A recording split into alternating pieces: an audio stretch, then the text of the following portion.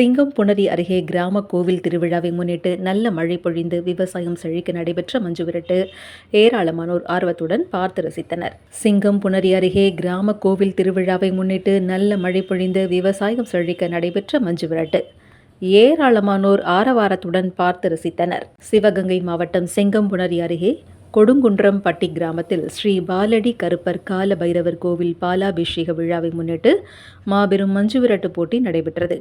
முன்னதாக ஊர் கிராமத்தார்கள் முக்கியஸ்தர்கள் கோவிலில் இருந்து மஞ்சு விரட்டு திடலுக்கு ஊர்வலமாக வந்து கிராம கோவில் காளைகளுக்கு வேட்டி துண்டு அணிவித்து மரியாதை செலுத்தி அவிழ்த்து விடப்பட்டது.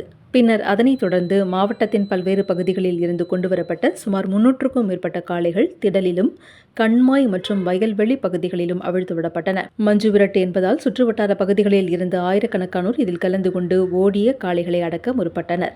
வெற்றி பெற்ற வீரர்களுக்கும் காளைகளுக்கும் பரிசுகள் வழங்கப்பட்டன. மஞ்சு விரட்டு நிகழ்ச்சியில் மாடுபிடி வீரர்கள், பார்வையாளர்கள் என 5க்கும் மேற்பட்டோருக்கு சிறிய காயங்கள் ஏற்பட்டது.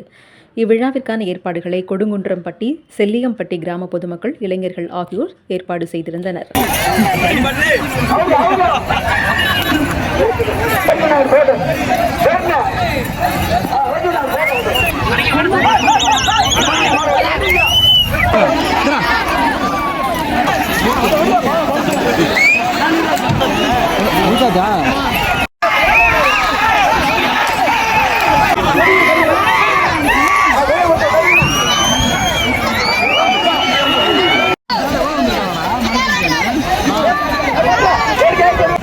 Come on.